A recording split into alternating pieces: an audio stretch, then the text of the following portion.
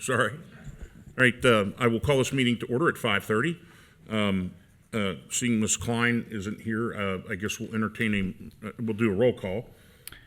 I am sitting in her stead today. Oh, so we don't need a motion to give a temporary secretary? No, she is on Township business, traveling today, so I am going to serve as our secretary. Okay.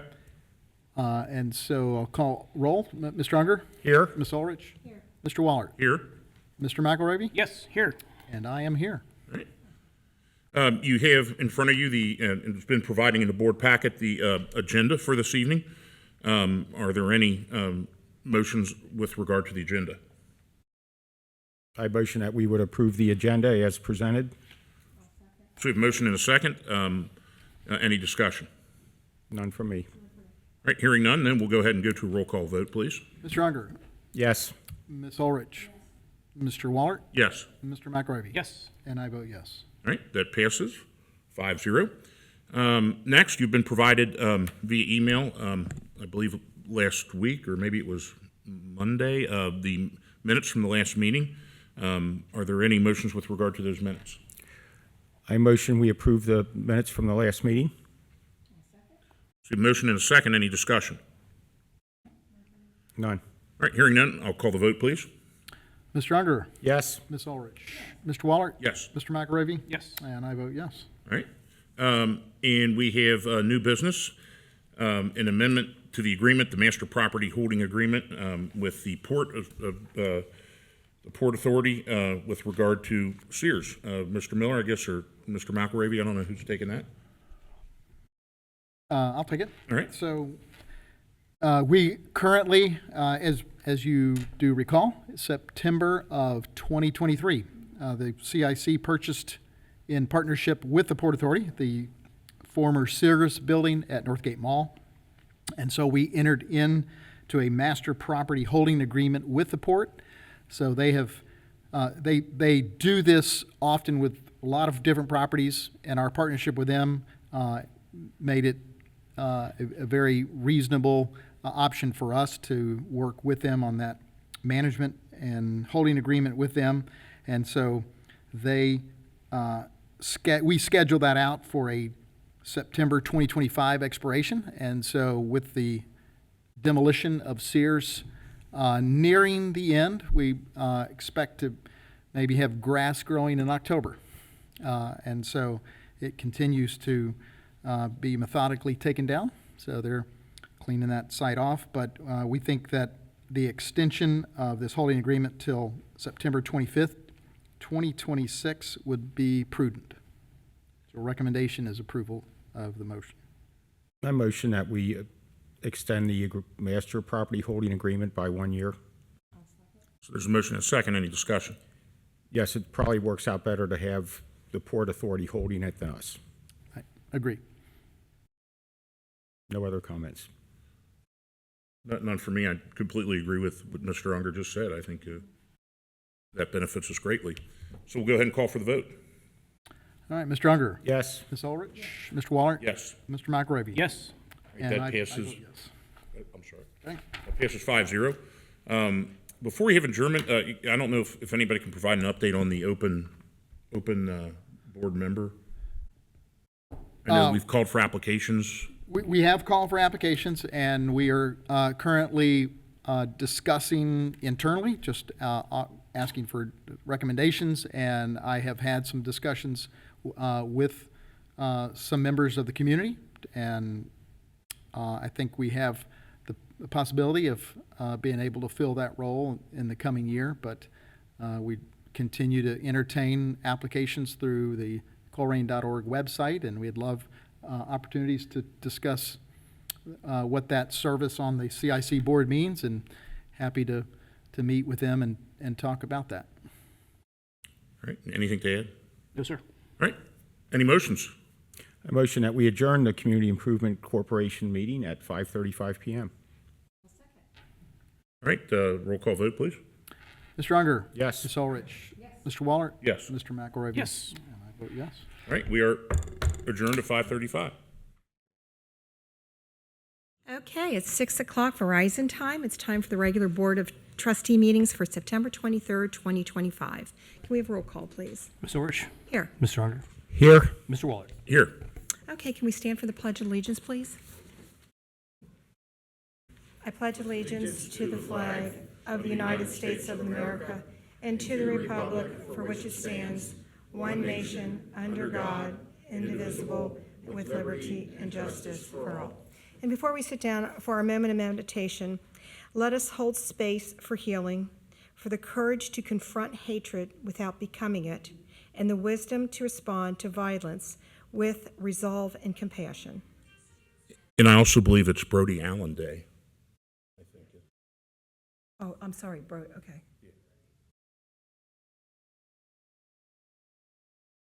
Thank you.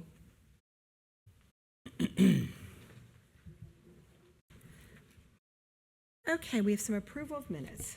This board would ask for approval of the minutes from the Board of Trustees meeting held on September 9th, 2025. I motion that we approve the minutes of the September 9th board meeting of I'll trustees. I'll second that. Ms. Orich? Yes. Mr. Unger? Yes. Mr. Waller? Yes. Thank you. Okay, so we have a public hearing. Yes, Board, thank you. The first item on the agenda tonight is a public hearing. This is related to the Taylor Glen Lighting District. As per state code, once we receive a petition, we're required to have a public hearing before the board can take action, and I would recommend opening the public hearing. Motion to open the public hearing on Taylor Glen Lighting District. Second? Ms. Orich? Yes. Mr. Unger? Yes. Mr. Waller? Yes. Great. So tonight we have the first item on the agenda is the Taylor Glen Lighting District public hearing. So if you would like to make any comments on the Taylor Glen Lighting District, please, I'm going to have to swear you in. There will be an opportunity later in the meeting for just general public comment if that's what you're interested in doing. But we will hear comments on the Taylor Glen Lighting District. So if there's anyone that wants to speak, please go ahead and stand. Swear you in. Do you swear that the testimony that you'll provide tonight is the truth, the whole truth, and nothing but the truth, so help you God? Great, thanks.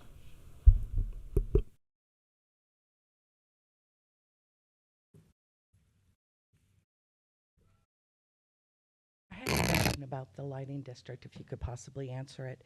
It looks like you guys coordinated this with the developer beforehand, and I want to applaud you for that. I think it's brilliant. I suggested this 3 years ago, that whenever we have a residential district coming in, that we start, while we only need one signature, that we accomplish this, and I want to applaud you guys for doing that. I think it's wonderful.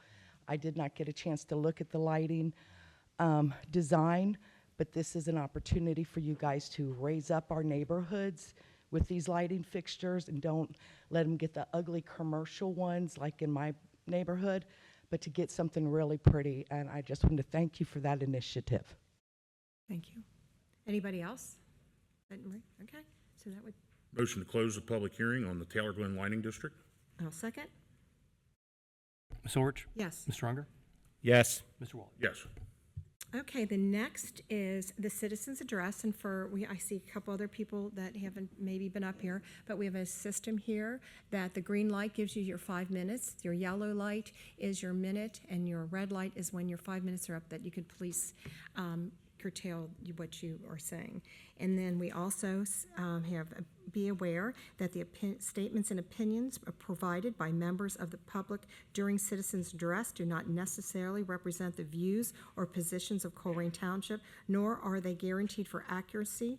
The township does not vet, fact-check, pre-approve, or view any such commentaries prior to citizens' address. Okay, and with that. And I'll just add that 5 minutes is for you to speak. If you have questions, a lot of times they'll be answered by one of the trustees or one of the administrators in their report. Yes. Okay, so the first one up, Bob Tinnis. Welcome, sir. Thank you very much. I think I know most people here. I do want to talk about some positive things the township's doing. But first, start off with I have 43 years experience in security, and I'm on the Crime Stopper Board 36 years, so I'm the most senior person in the 10-county region. And a couple things I learned in security is the least expensive thing you can do to improve security is lighting. and it's the most efficient. So I wanted to mention that. For example, if someone's going to break into a house, they break in the front door with a 90-watt light bulb, or the back door where the bulbs burn out. They go to the back. I want to talk about just briefly the broken window theory, which means, and I know when I ran for trustee, me and Dan talked about this quite a bit, is if you increase zoning, you increase cleanup, you will have a safer community. The broken window theory works. Clean up areas, replace broken windows, cut grass, paint, do general organization, and increase zoning, and it reduces crime. And I want to make sure everybody knows that. Crime is attracted to broken windows and is a signal that no one cares. If you address small problems, they don't become bigger. The broken windows theory, a well-ordered and clean environment, one that is maintained, sends a signal that area is monitored and that criminal behavior is not tolerated. So I just want to stress, if you can increase zoning at any way you can, that's going to help us reduce crime. And I think we all want reduced crime. For many years, zoning in Colerain ran wild. We all know what happened to Colerain Avenue years ago, where you could have the tallest, biggest sign, any kind of sign you wanted. And I commend everybody here because that's turned in the right direction. Zoning is really doing a lot better job and getting control. If you look at like the different signs, or I think is it 10 foot the max on most signs now? David? Whatever it is. We believe it's 10. White Castle's has got a smaller sign, if you remember that. And also, so I commend everybody here. I want to just, one last comment before I move on to the next point. Control access and egress is so critical. If you saw the July 4th incident in Blue Ash, great city, they didn't control access and egress. And we all know what happened that day on July 4th. I wanted to compliment Dan Unger. So I run a parade and block party. It's called Lookout Acres. And it's near Compton and Pippin, just past that on the top of the hill. Anywhere, it's about 220 houses. And right as you enter that neighborhood, there's Kingman and Pippin. And it looks like just like an open area. And no one ever would cut the grass. I would go down there every once in a while and cut it myself, weed eat it. And finally I thought, I'm going to call Dan. I called Dan, and not only did, in a couple days, the whole thing was cleaned up. And if you know how tall a stop sign is, there was one weed actually over the stop sign. So Dan got it done. I appreciate that. That's really why I wanted to come here as the main thing.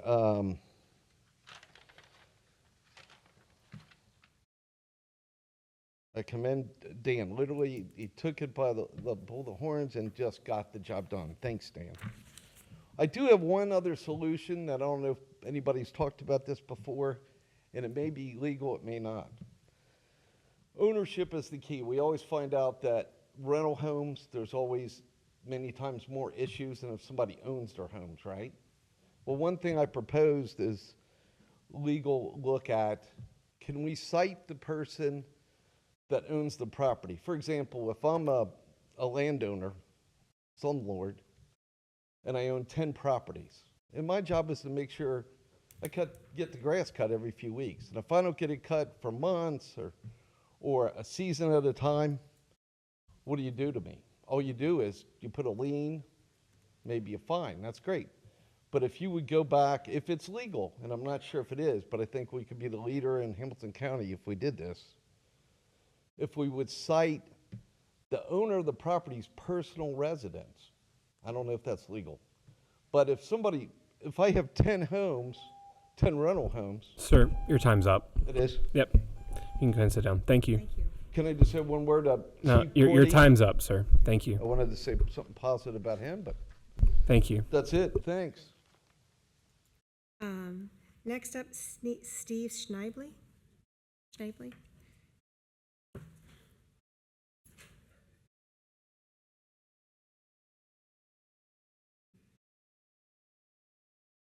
Schnebley. First time visitor, long time listener. Heard that before.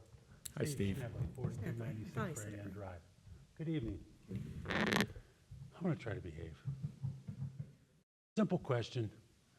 Are you going to be talking about Wawa tonight at all?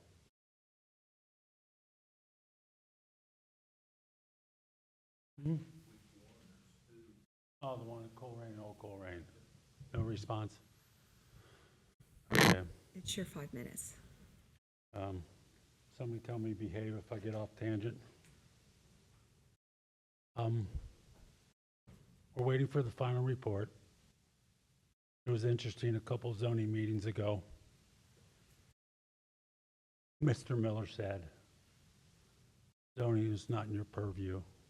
And I guess either something happened or WCPO or whoever brought somebody's attention to look at this a little bit further. Then I think I recall that zoning was, let's have legal check into it.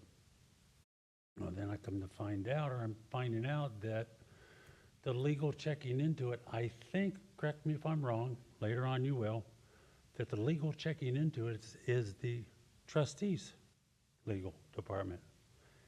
And that they're going to report to you in private, and then you're going to decide what of that information or the notation you're going to release to the public or what you're going to suppress. Sounds like a conflict of interest.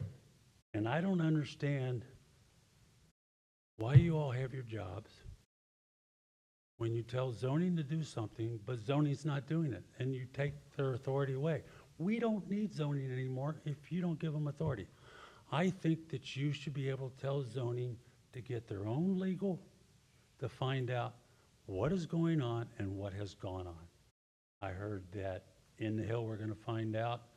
Somebody had mentioned that the biggest concern that he had was that all the greenery and the trees are in that large mound at Colerain and Old Colerain, and that it will never settle.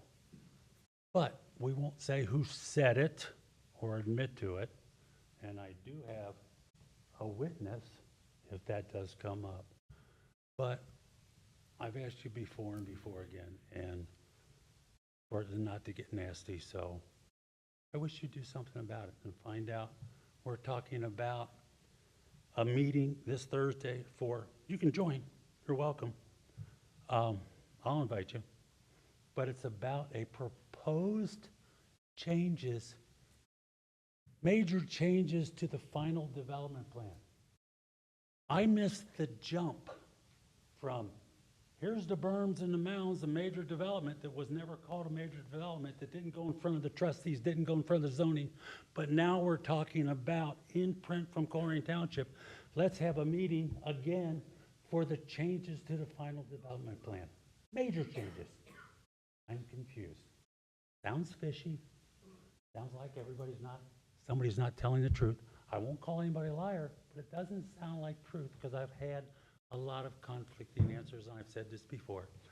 Thank you for looking at me. Thank you for taking your time. Well, I better stop then. Thank you. Thank you. Carrie Davis.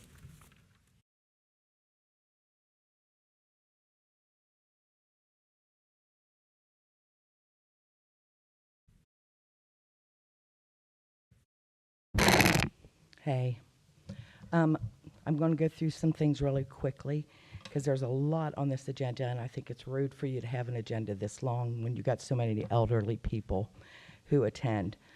First and foremost, we had I threw another successful community building event this Saturday.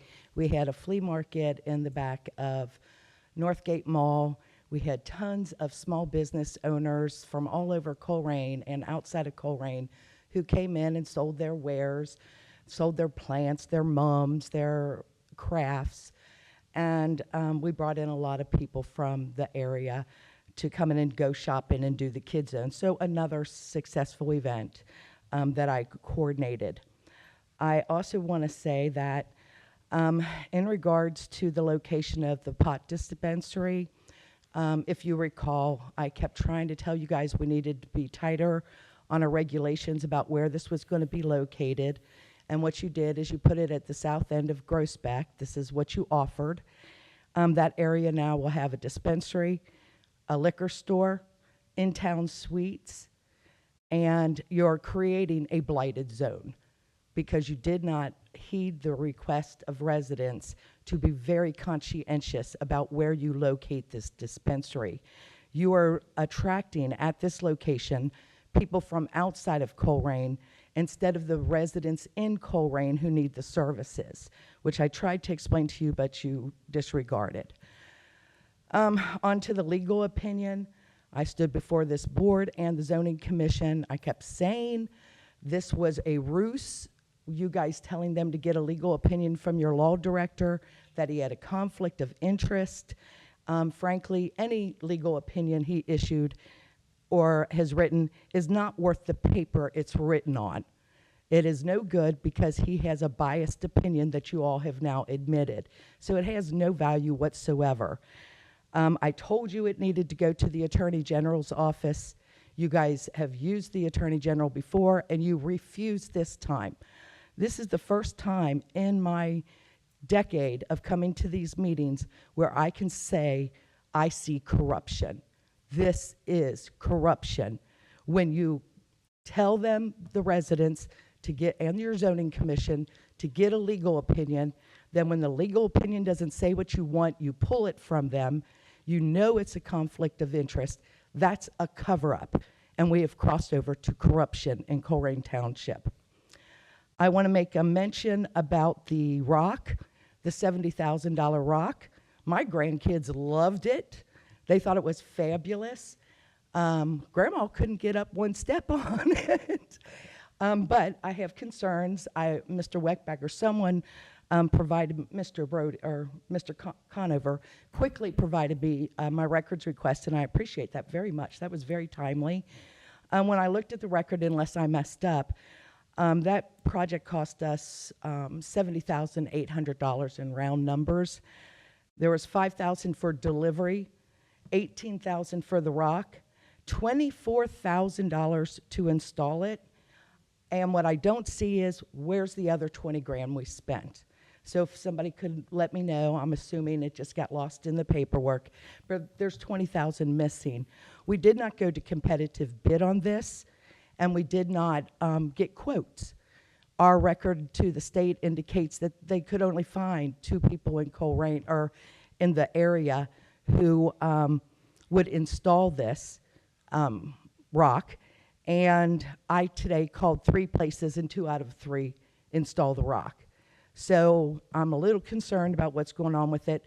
The community was outraged that we spent this money on a rock. My concern is we have spent a year talking about the security at our parks. And when I talked to the state, I said, could we have bought security equipment so we don't have to, the vandalism we're addressing? Could we have cameras, more secure doors with this money? They said, absolutely, we could have used it. So I don't think I don't think we have our priorities straight. I think we really needed to use that money to prevent the damages that have been going on, maybe to get a gate so the people over on Fair Glen don't have all them cars going back there. So we've made a couple really big mistakes. Shame on you for the legal opinion, and it's just really sad that you would obstruct your own zoning commission from getting the information they need. Okay, before we go to the trust, we're going to go to administration reports right now. I don't believe we have any reports tonight, but if there are any questions or anything in particular you'd like for us to weigh in on. Before we go to trustee, can we, because I got your legal equipment opinion on Wawa this afternoon, is there any way we can release that to the public so they can see it? Yeah, it would be protected by the attorney-client privilege, but you guys are the client and can vote to waive that and make it available. So if there would be a motion to waive the attorney-client privilege as of the memo, certainly you guys have that authority and can do that via a vote. And if it's approved, then it's waived and you can make it available to anyone. Well, I would like to make that motion to release those documents. I'll second it. So, excuse me, to take Dan's line, we don't talk to each other during the week. Can you go through the pluses and minuses here? It would just waive privilege on that one document. I would add, that came at 8:39 this morning, and thank you for getting it to us before the meeting today. I've read it briefly once, but go ahead and with whatever Matt wants. Yeah, so your question, just to clarify, is not about the memo, but about what waiving privilege means. Yeah, so, the way that the attorney-client privilege works is, in general, it's protected information, confidential information. That means that you can't be forced to, testify about it or disclose it in like an adversarial hearing. There's certainly, but you all are the client. The unique thing, and this is, I guess, for the public as well, the unique thing is that the client is the board of trustees, but it's composed of 3 different members. So technically, one member can't disclose or choose to waive the privilege on their own. They have to vote, as they do with everything. They vote in public for any action, and so this would be that. The pros here, I think, are obviously this has been a topic of a lot of public debate. We've had a lot of, I think, for at least, I've been here since January, and I believe at least since April or May. Mr. Steve, I don't want to mess up your last name, but Mr. Steve has come and spoke a number of times, and I know it's been just an issue of concern. And so I think that this just explores what options are available to the township. It doesn't reach a conclusion necessarily of do this or do that, but it outlines for you what our view of the law is as it relates to the Wawa there on Old Colerain Avenue. The negative, I guess, or the cons is really it's just a privileged, document, but, I have no concerns about releasing it. And so if that's all what you all would like to do, or a majority of you would like to do, happy to make that available. And I think even Mr. Weckbach can talk through how that it will be available to the public. So, you all can see it at any point. If you And I would like to, go ahead, Matt. My last question, does it need to be, you said that one can't waive it. Do all 3 of us need to waive? Still vote on it. Is it a majority vote or unanimous a vote? majority vote does it. Yep. Well, I would like to add, I think it's a fine idea to put it out there in a very conspicuous place, because one of the issues that happens here in Colerain is people will take snippets out of a report, and rather than rely on social media, which is not reliable, I would just assume that you put it somewhere where everyone could read the whole report and not have certain folks snippet out parts of it and not other parts. So is there a way to do that? Yeah, should you all decide to waive privilege, we'd put it right on the website. I would imagine where I would put it would be on the planning and zoning page of the website. So, yeah, there's a little introductory paragraph, and then the paragraph right after, I would just put the documents Can we there. just put a link to that on the homepage? I'll have to ask Kellen about that. I don't know enough about that aspect, so. The Ms. Davis, you had your opportunity to speak. The trustees are considered now. Thank you. And that said, pursuant to some of the comments that were made during citizens' address, Brody, I think you do fine work. Oh, And I don't think you have a conflict. And I know you work with a lot of other political entities besides us, and your work speaks for itself. And thank you for your efforts. In the memo I think it's the memo 6 pages. There's 14 pages of attachment, like exhibits. So it's not an incredibly long document, but we think it does a thorough job of explaining the different options for the trustees. So thank you, Mr. Unger. I agree, yeah. Okay, we can call a vote. Ms. Orich? Yes. Mr. Unger? Yes. Mr. Waller? Yes. Okay, now we can move to trustee reports. Who wants to go first? Mine will be short. I'll go ahead and go first. For those that have questions about TIFs or how is the township pocketing a bunch of money, and we're constantly accused of dishonesty and not working with the school district and other things, and that's very far from the truth. What a TIF does is takes the increased revenue from a change in valuation of a property and allow the township to capture that revenue and use it for improvements within the township, within that immediate area for a period of time. And people go, well, you don't take care of the school district. Well, in fact, we do. We are just now, because of the schedule of property tax collection, we are releasing $352,779 to the school district as a part of their percentage of the TIFs that they acquire. So that's what the facts are on that. There was a question about, can we cite personal residents at their own home with the person who spoke about the broken window theory and that. We have a very active code enforcement and zoning here, and I completely agree with the idea. Keep knocking out the little small problems, and the big ones will not ever get to that point. I continue just to go out and look at everything anybody sends me, and there's been quite a bit of that lately, and my number is 513-404-3057, which I give out at every meeting. With the questions about the play structure, that's the rock down at Heritage Park, part of the reason play structures are so expensive is the liability that comes with installing such a thing. There are design fees. It's not like the old days when several of us up here were younger and there was steel galvanized so-called monkey bars and there was no issue if you fell and got hurt on them. Nowadays, there's just a ton of liability, and part of the problem is a lot of people see townships and see other things as soft targets for lawsuits. And part of that cost, half of that cost, is probably just covering the liability when you have people that are constantly filing lawsuits. So $70,000, half of that is not related to the rock more than likely. I'm sure there's a little bit better breakout than that, but anytime we construct a play structure, it has to be engineered, it has to cover all those other costs that you don't see when you look at the play structure. Corruption, I don't think so. All of our few years ago, we did put Wi-Fi in all of our parks, so there is an ability to put security cameras in there. And Not I all think, the parks.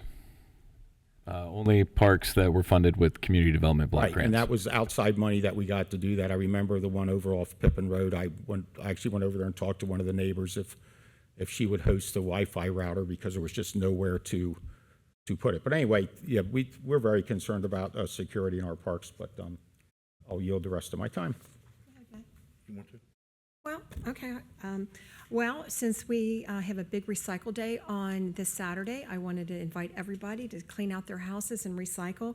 And with that, if anybody has not bought these hefty Renew bags, I called Dean Ferrier at Rumpke, and their total year-to-date is 60,000 pounds of these garbage bags, which are not heavy because it's like your plastic bags, your cereal bags. So this is accomplishing a lot, saving space out of our landfill.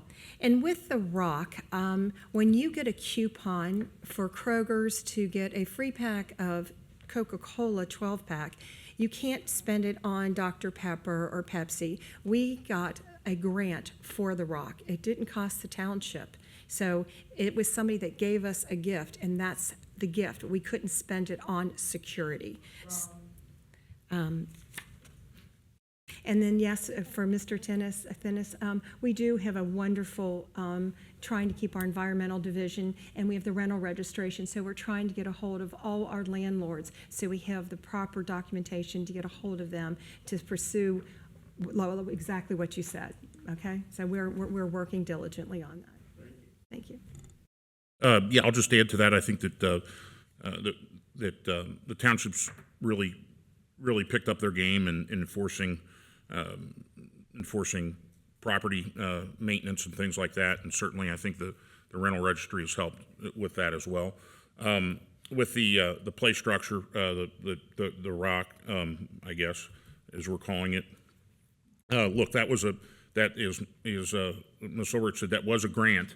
That had we not taken it and filed that paperwork, it would have gone to someone else. And I think part of our job here as trustees is to get as much money back from Columbus as we can.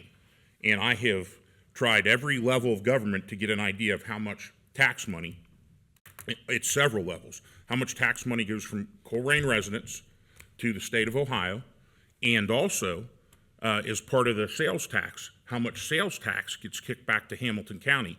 Because at the end of the day, I think the Colerain Township, and again, I don't have the numbers, but I certainly have an understanding of how much it could be. At the end of the day, we're net losers in both of those.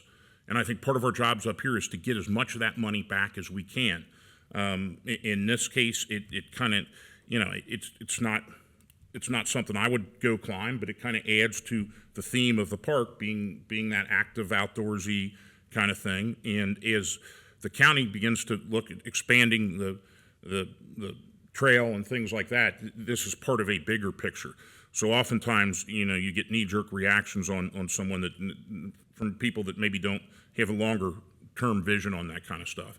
I think that there's a lot of potential for that down on the river and things like that for outside development and terms of like more bike trails, things like that that will bring people over here. That'll be a draw.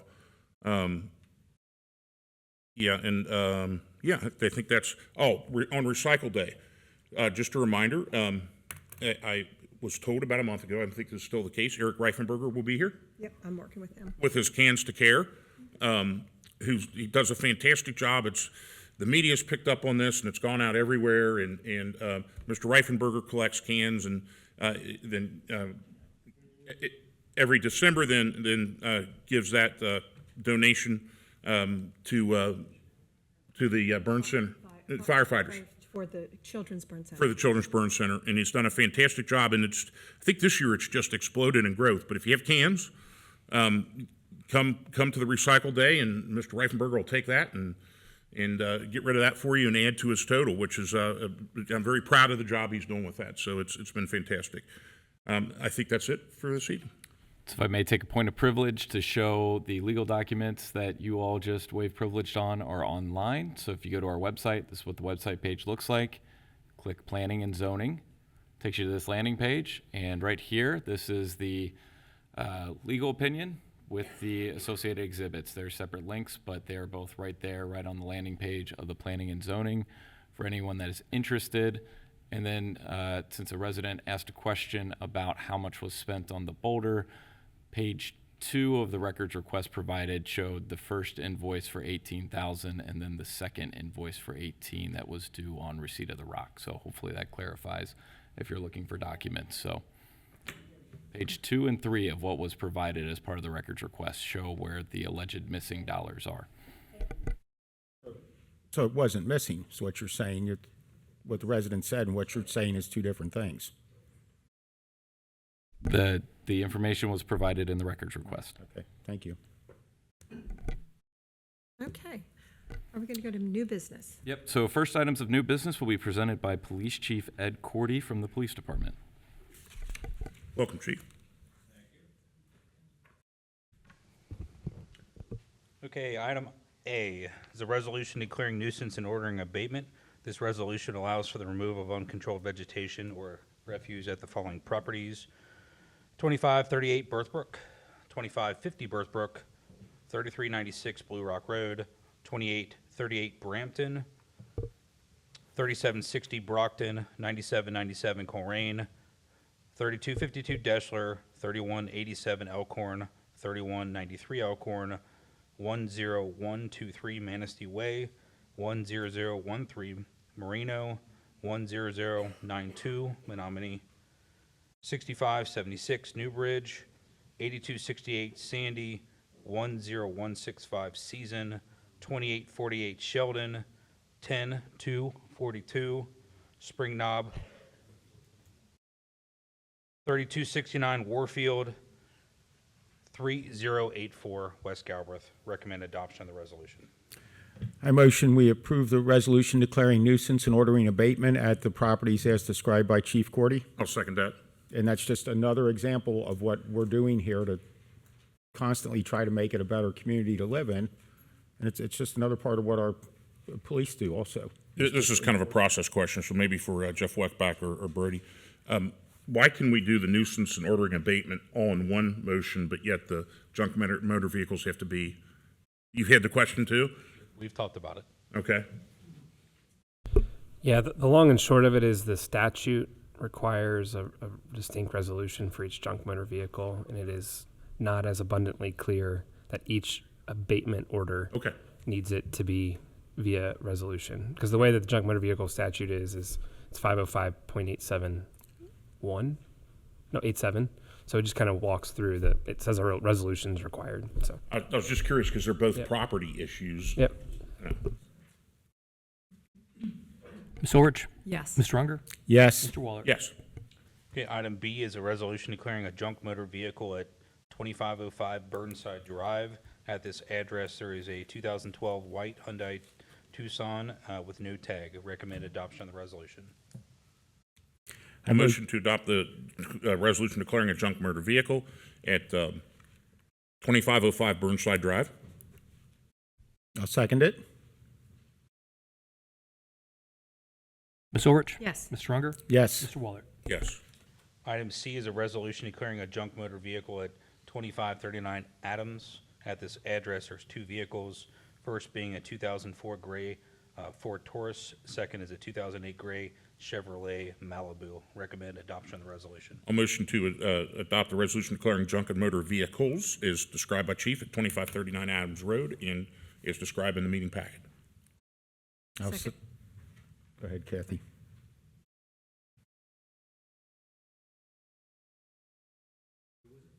I think it's Ms. Orich. Kathy seconded it. Okay, sorry.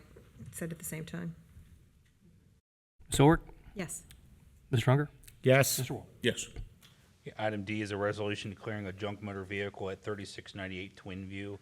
At this address, there is a 2011 black Chevrolet Cruze. Recommend adoption of the resolution.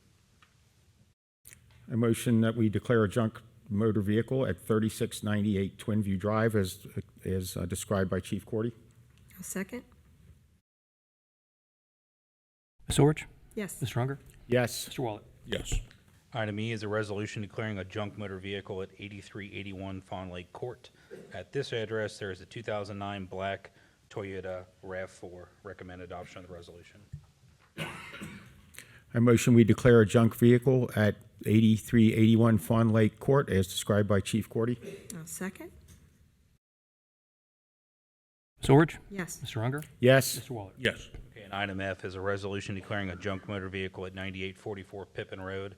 At this address, there's a 2016 red Ford F-150. Recommend adoption of the resolution. I'll motion to pass a resolution declaring a junk and motor vehicle at 9844 Pippin Road. Second. Sorry, I lost my place. It's a RAV4 day.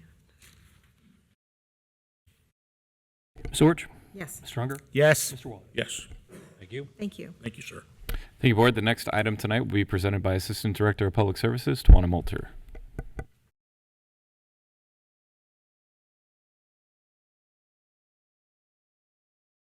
Good evening, ma'am. Good evening, and thank you. Tonight, we are asking, just for one item, a resolution to prepare and submit an application for an Ohio Public Works Commission, OPWC, grant and to execute all contracts as required. Recommended adoption of the resolution. The grant is for Amarillo Court reconstruction.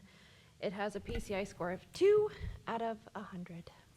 It's almost gravel. I motion that we approve the resolution authorizing Colerain Township to prepare and submit an application to participate in the Ohio Public Works Commission grant and to execute contracts as required. Second. So the question is, sounds like it's for a very specific purpose, and we can't really use it for anything else except Amarillo Court. What we apply for, correct. So if we're applying for Amarillo Court, it would have to be used on There was that. a resident here that was wondering if we could spend money that's specifically allocated for a specific project, if we could spend it on something else, and you can't. This has to be for Amarillo Court. And sadly, that resident walked out of here about 7 minutes ago and is not around to learn how this works. So, And on this grant specifically, something that I'll add, because this isn't the first time we've applied for this project, one of the limiting factors in our grant scoring is actually the low volume of traffic on the street, because it is not a very highly populated street. So one of the unique things we're going to try this year is see if the fact that we have the pollinator garden justifies a higher traffic count, which maybe then gets us better scoring.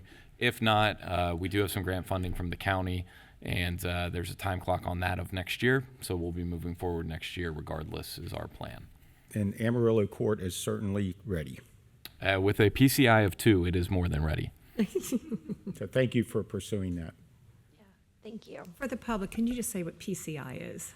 PCI is your pavement condition index, and it is a score that we give all of our roadways that we maintain in Colerain Township. It takes into account everything that we maintain on the street.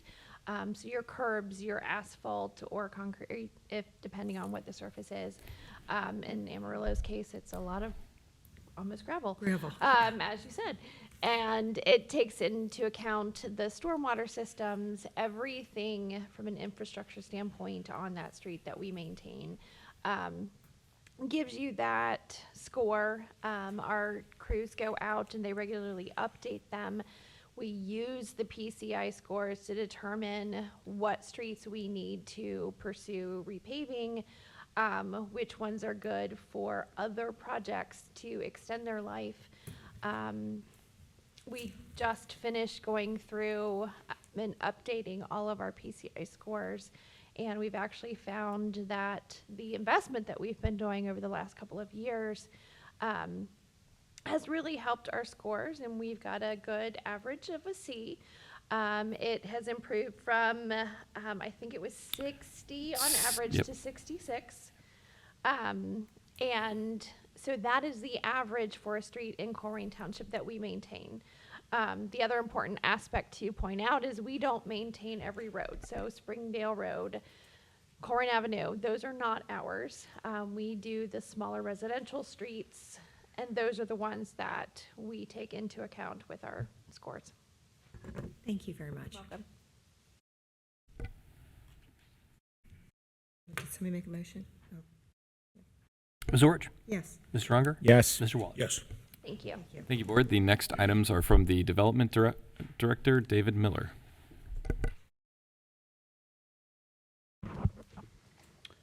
All right, so I want to just come in behind Mr. Unger on the TIFs. Again, and I've tried this before, and you did as well, but just to correct some misinformation that's out there and misunderstandings of how TIFs work, these don't give away or forfeit $1 million from property tax revenues, nor are we mortgaging the township with these TIFs. So what they are is a legal option for us to capture the increased value of these development projects that are coming into the township and reallocate the distribution of those taxes. So we can legally now share that revenue with the school district. We have, as part of this, these two items that are on the agenda, we already have the previous approval from the school district, so we're sharing with them the revenue from these development projects. So the TIFs are a creative financing opportunity for us to benefit from the development that is going on in the township. There's been a lot. I was able to provide those to you earlier. So the first TIF is for establishing the district executing a compensation agreement with Northwest Local Schools. And this is the old Bennett Ford sites at the corner of Colerain Avenue and Ronald Reagan.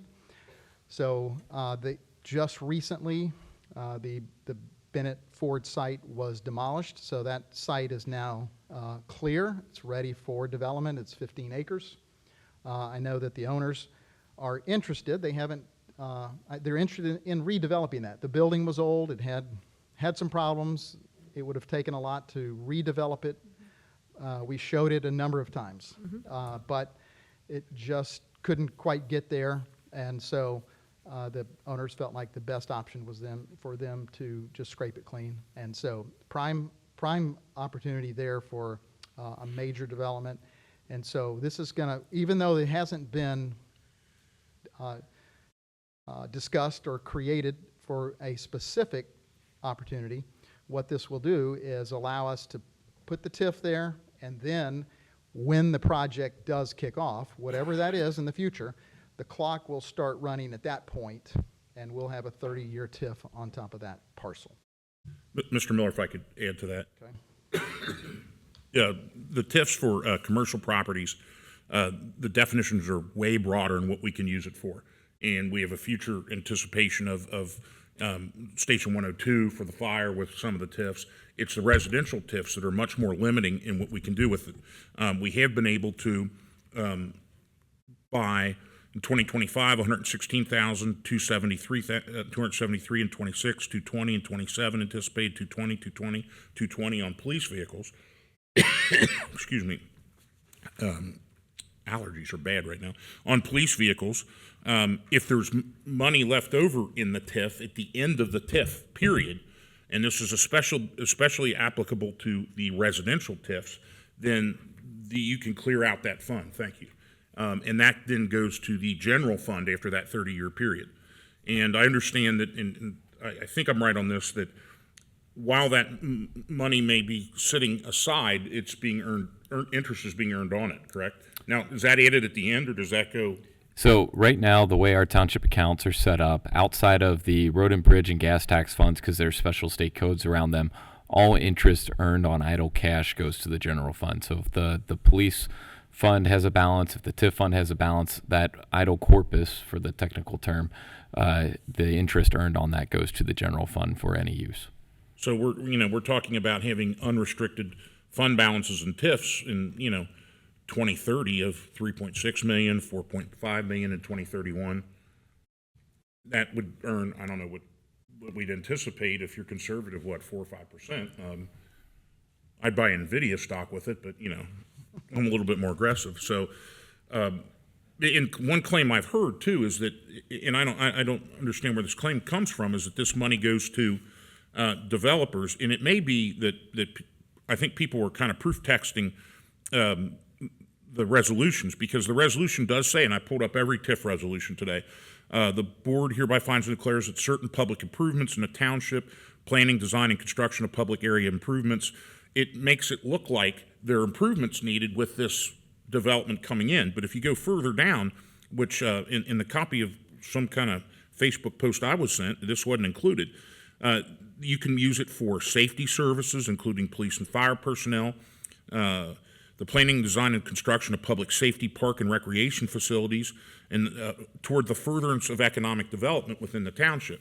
So it stands to reason that if this new development is going to bring in extra bodies into the township, that's going to require an additional infrastructure that is not necessarily linked to the developer, but linked to the township itself.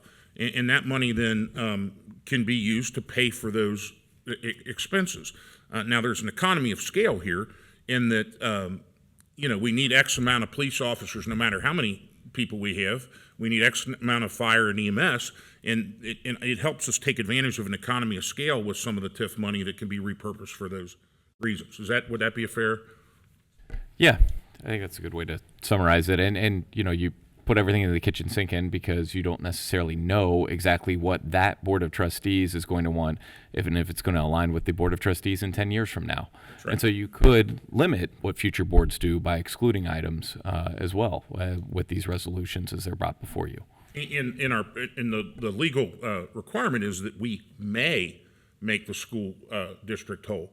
It's not that we must or shall or whatever language they use. I'm saying that because all three of us have been very aggressive in making sure the school district got that. And just as Mr. Unger just said, I think I just signed $350,000 worth of checks for that purpose to go to the school district to help them offset costs as well. Because that's something we do, is we consider the public school district when we're making these decisions. And I think once we started tiffing things, maybe 3 or 4 years ago, and it wasn't Ms. Ulrich, it was Mr. Rajagopal, but at the time, there wasn't any question that we wouldn't make the school district whole. I mean, that wasn't even thought of as a possibility. So just to kind of go inside behind the curtain a little bit more on how those work, as Mr. Weckbach said, we're tiffing something not knowing what we're going to spend the TIF money on. Because by practice, I don't spend it before I have it. But there are guardrails on what we can spend it on. And the idea or the suggestion that it's going to corporations, it just ain't true. All right, and that said, to get the first one kicked off, how about if I make a motion to establish a TIF district and executing compensation agreement with Northwest Local Schools on the Bennett Ford property? I'll second that. And just for the public's knowledge, we have less than 2% of the township that is TIF'd, as compared to someone like Anderson or Anderson and Green that's Township correct. have 65%, so we have a long way to go. They're in the 80s, aren't they? Yeah, So I think Anderson's over Anderson 75. is somewhere north of 70, Green is north of 60, and part of it's functionally based off of what type of TIF that they set up, and they set these up in the 90s, and so they've been able to extend those at least one time. Green Township paid for their brand new city police building fully with their TIF. And their administrator was saying now they're just going to let the TIF balance grow back up so they can do the next big project. So Just things that we can do with the TIF money. Yes, if we get it, when we get it. And that said, with the case of the Bennett Ford, which if you're not sure where it is, if you go south on 27 Colerain Avenue, it's the big empty lot that's right next to westbound Ronald Reagan Highway. And you want to establish it when the lot is at its lowest value, which is an empty lot. And then let's say somebody comes in and builds a $5 million project there, then the difference between the value of the empty lot and the $5 million improvement is the extra tax dollars that are generated off of that. And that's where the TIF funds come from, and we tend to make sure the school district is made whole on those. It's nothing, there's no corruption, none of us are getting anything out of it. It's just what we're doing to seek out all different sources of revenue to keep the township going. Once again, developers are not getting checks out of these TIF funds. That is correct. From a personal note, I hate to see Bennett Ford go. In 1986, I bought my first car, a 1983 Ford Escort at Bennett Ford that I paid for from my wages working at the original Bob Evans, which is now your office, Yes. I believe. Mm-hmm. People still come in and walk in our office. So little parts of my childhood are getting taken away here. I don't like that. Ms. Orich? Yes. Mr. Unger? Yes. Mr. Waller? Yes. All right, next item B, is very similar. This is a resolution establishing a TIF district, executing compensation agreement with Northwest Local Schools on Struble Road. So a specific address is 3500 Struble. This is the new West Region office and maintenance complex for Rumpke. There is a note here that I'll add to, in that they originally thought that the build out was going to be 15 million. It's already climbed to 21 million. Yep. So that they have made application for that, and that has started progressing, but $21 million is very significant. A motion we pass a resolution establishing a TIF district and executing a compensation agreement with Northwest Local Schools for that Struble Road project as designed, or as described. I'll second that. Ms. Orich? Yes. Mr. Unger? Yes. Mr. Waller? Yes. Thank you, Board. I told David I'd give him a break since he's got several items tonight and take the next one. And there's a typo. So this is a motion authorizing Township Administrator to execute an agreement with F.W. Green Investments, LLC, for an adult use cannabis dispensary at 6960 Colerain Avenue. As some background to this, you all changed the zoning a few months ago to allow for dispensaries in Colerain Township. At the time when that change was made, you all elected to allow this type of use in any Colerain Avenue sort of zoning district. And as a result of that, though, in order to get your final zoning approval, there's a requirement that there must be a development agreement in place with the township. That's what this document is. FW Green Investments approached the township with a site that they had selected. And as part of that, we entered into negotiations.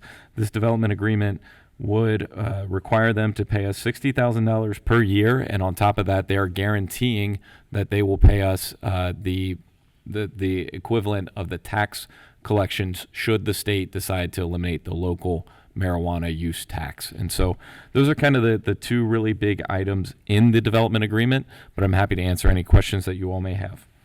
I'll motion to authorize the Township Administrator to execute an agreement with KW Green Investments, LLC, for an adult use cannabis dispensary at 6960 Colerain Avenue. A second. FW Green. I think you said KW. That can't read my own writing. FW Green. Sorry. And I've read through the agreement, and I think there's we are going to have the population to allow for two of these. Yes, so the way our zoning was structured, it's 1 per 25,000, so we're allowed to have 2. And there's some setback requirements that would keep distances between different ones as well. Then what are those? I mean, do you know if the... I believe it's 750 feet is the distance requirement. And that includes other items as well, daycare, schools, things like that. Cemeteries are included in the state statute for some reason. Then if there's only going to be 2 allowed... 2 total. Yep. And that's from our zoning, or is that from? That's our zoning requirement. Right. I think there's probably a better, more revenue producing deal out there than this, but we're only allowed to have 2 of them, right? Yep, and this was what the developer came to us with, the site that they had selected and are negotiating. So I don't know what the terms of what they're going to buy, lease, any of that for that site, but I think they were just looking at vacant property along Colerain Avenue. And if I might just add another clarifying point, is that the zoning that was set in place was anywhere along Colerain Avenue in the northern, central, or southern districts. We did not zone this particular location for a cannabis dispensary. So just wanted to correct that misinformation that's out there as well. There are very few locations that would even meet our zoning requirements. That is correct. There are, as was mentioned, the setback requirements are going to be limiting, and it's a type of business that you have a preference of setting it back from those other preferred establishments. So that's why. There's also state That is correct. distances, so that's the other issue. Is it ends up almost looking like some Swiss cheese of where they're actually allowed, because it can't be within a park, a school, church, things like that. So it ends up being the map would look we limit it to Colerain Avenue, and then along Colerain Avenue it's like Swiss cheese of where they actually can be located. So. And Mr. Conover, I know you negotiated this deal, and I appreciate that because it has all the elements that I really wanted. I wanted to make sure we were insulated from the state taking the money away, and that clearly is part of this. And I wanted an annual seat license, but that didn't make sense. But certainly it's a 5-year contract and 10 one-year contracts.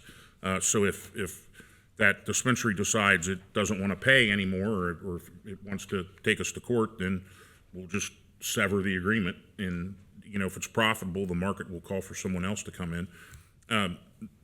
Originally I was against all this because I wanted things to settle, and I'm glad that we did, because we find that the state is probably going to keep that money one form or another. It's very difficult for them to give that up. So I'm glad that we can kind of make off the development to use to reduce the tax burden of the township. I looked through a bunch of peer-reviewed studies on this, and there are some studies that say crime goes down. Some say it has a slight uptick. I think it's based upon the important thing. It's based upon the state laws, which in Ohio I think are fairly rigorous, and the type of person you're getting in there. I think that this FW Green and the principals involved with this are going to have security to such a point where it's actually going to probably reduce crime in that area because of the security that they have available. This isn't like, I went out west a couple years ago, and New Mexico and Colorado had a dispensary like every 3 feet, it seemed like, and it was like, a storefront. This thing is going to be secure, and it's going to be, it's going to have a ton of cameras there at the property, and it's going to be something that is going to be a good built product. And you know what? It's here. I mean, I voted no on issue 1 or 2. I can't remember which one it was when this came up, but overwhelmingly, the people of Ohio and the people of Colerain said, we want this. So I get it. If this was to pass, where does the $60,000 plus the 3.6% of sales, where would that money go for the township? Yeah, so it would be deposited into the general fund, and then you all, through your budgetary decisions, could determine where you would like to spend those dollars. When we previously talked about this, we talked about using it for capital needs while we figure out the state piece and whether or not the state is going to honor these dollars. So that would be my initial recommendation, and then certainly as we get a couple years under our belt and know what the revenue looks like, then we could look at whether or not that supplants operating needs or other items. Now, when is the ETA for opening? Yeah, so in talking to them, they do have some work that they have to do with the state. So should you all approve this agreement tonight, they then start a process with the state tomorrow to essentially relocate an existing permit that they have for a dispensary. So this group, I don't know how many details they're willing for me to share or not share, but I believe that they own a grow site in Hamilton County. With that grow site came the opportunity to have a dispensary on site. They believe it's in their best interest to separate the dispensary from the grow site. I can't speak to why they want to do that, but they have to go to the state to ask them to relocate that permit to this new site. State may say no, and then this is a moot point. Agreement becomes null and void, and we move on. State says yes, then they've got to close on the building, and so that's another month or so out. And then they've got to renovate the space. So we're probably talking 6 months at the earliest is what I'm guesstimating just based off of general real estate churn.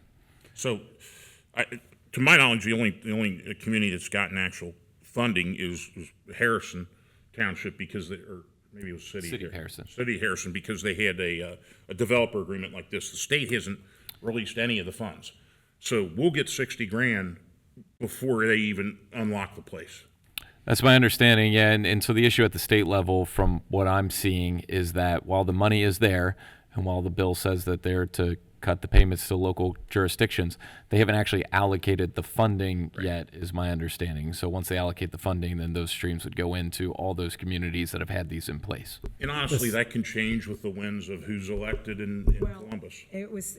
I just went to the meeting, and it's not, the allocation of money is not set up how to do it yet. So that's what they're working on now. The money is there. The money's there. They have received it. The dispensaries are paying it. It's just not been appropriated by the But it's General not Assembly. here. That's right. Right. With this developer agreement, it's here. That's right. Yeah. And so the permit that they are considering relocating is attached to the growing facility for a retail store right next to the. I believe right now that's where it is, yes. And yeah, I'm not sure either if that's where it is.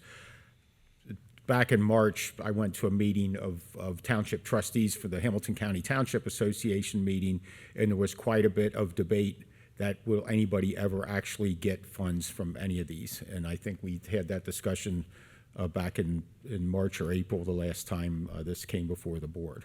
And I just went to the latest meeting with Bill Blessing and Bill Seitz and Cindy Abrams, all of them, and they are for us getting our 3.6%, and that's what they're saying. It's the money's there. They're just finding a way to how to allocate, because that was not set up, how to distribute the money. Yeah, I think, Dan, last time we had the conversation too, there was some proposals in the budget bill about eliminating the local community host fund. And then cutting it back to 5 years and. Exactly, and that none of that passed in the budget bill. So at the very least, it's still there. They're still trying to. To me, it doesn't seem hard to get it from the general treasury at the state to the locals, but that's I don't more think it's complicated. coming. At one time, I don't think it's coming. at the one meeting I went to, it was $125 million, so it's a lot of money. And I don't think it's coming either. That's So just the first year. They're anticipating quite a large difference to this year. But I don't think it's coming either. But it's moot because ours is coming. Okay. Because if the state doesn't give it to us, they're going to have to pay twice.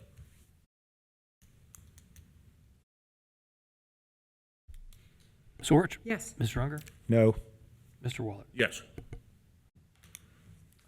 All right, next several items is simply motions for you to set public hearings on a variety of projects, and then some zoning resolution text amendments.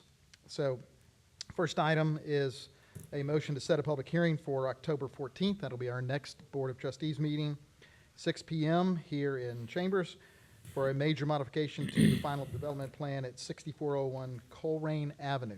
So if you remember, that's the original Mount Airy Kroger store. It is currently a CR Deals retail store, along with an online auction fulfillment center. And so they have agreed with Goodwill to sell to them, and Goodwill would transition into a retail store, drop-off center, and then a job placement and training center as well. So this major mod will allow for the job training and placement to be added to this PD. And recommendation, it's just a motion to set the public hearing for that date. A motion to set a public hearing for October 14th, 2025 at 6 p.m. for a major modification to the final development plan at 6401 Colerain Avenue, CZC 89-4, Mount Airy Kroger. I'll second. Ms. Orich? Yes. Ms. Stronger? Yes. Mr. Waller? Yes. Similarly, a motion to set a public hearing for October 14th at 6 p.m. for a major modification to the final development plan at 10345 Colerain Avenue. This is the Wawa store, as has been discussed briefly tonight. So a major modification is what they are seeking relative to plans that they had originally submitted to us. A motion to set a public hearing for October 14th, 2025 at 6 p.m. for major modification to final development plan at 10345 Colerain Avenue, C.I.C. 056, Cly Mowers. I'll second. And just to be clear, that even, is there a lot there that is still owned by Cly, or is that all owned by? There is a lot that is at the corner of Rayanne and US 27. That is still owned by Cly. It is under a separate family LLC. So it has nothing to do with the project. It's just sitting there by itself. That's the land where the two big concrete blocks are. There used to be a gas station there Yep. And 35 years ago. that's where we got a clean bill of health from the Right. state on the Buster letter as well. So is the modifications for what's on the Wawa site as I look at it from the street, even though it says Cly Mowers, it's for Wawa. Originally, when that plan district It was was called created, Cly Mowers, that was for okay. Cly. So the address is for Wawa. And I saw you earlier mentioning that to some of the folks that came here from Rayanne, so they're aware of this. I notified them. I didn't want them to have to sit through this for no reason, because one of the questions they asked, so I went and gave them the courtesy. We are not having any material discussion about Wawa. We're just And setting a this hearing. particular site, we're just setting a public hearing. Come back on October 14th when we will have the substantive discussion. So for those that come here and speak during citizens' address and say we're hiding something or whatever, we're not. There's a public meeting on at our October 14th meeting. Yes. Ms. Orich? Yes. Ms. Stronger? Yes. Mr. Waller? Yes. All right, next three items are all relative to amendments to our zoning resolution. The first one to be a set of public hearing for October 14th, 6 p.m. So we're going to be here a while on that day, we think, to update administrative signage compliance regulations. So as you have seen recently, there have been a number of businesses that have abandoned signage, and we've been dealing with those.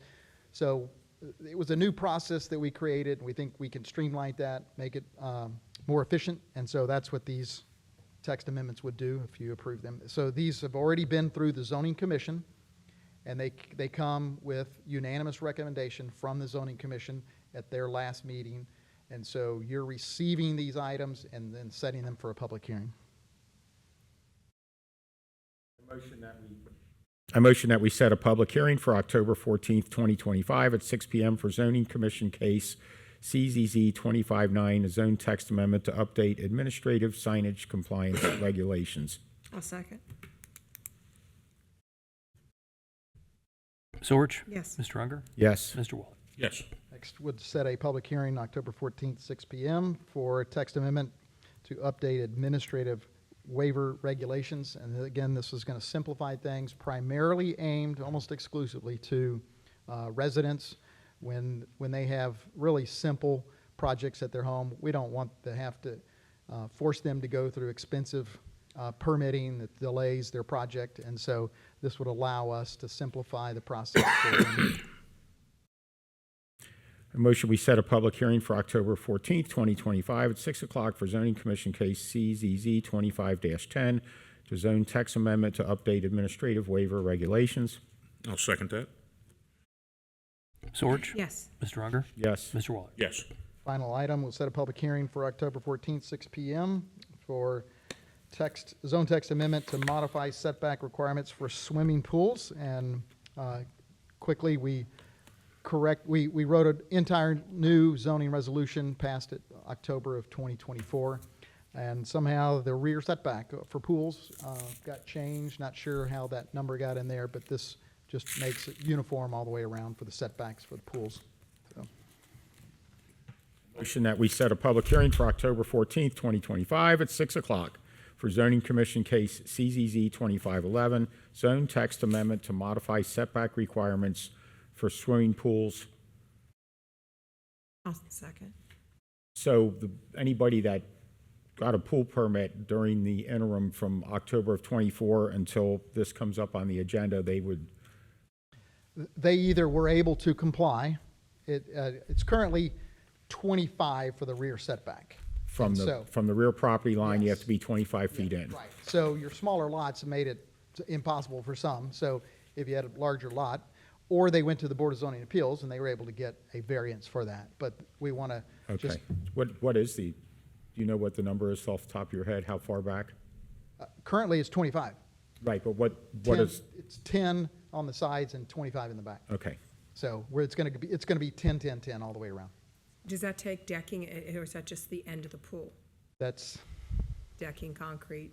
yes. Whatever, so, With current pools exempted and grandfathered in. Correct. Yeah, if they're already there, then they're legal. Ms. Orich? yes. Mr. Unger? Yes. Mr. Waller? Yes. Thank you. Thank you, David. Thank you, Board. The next item will be presented by Assistant Administrator Jeff McElravy.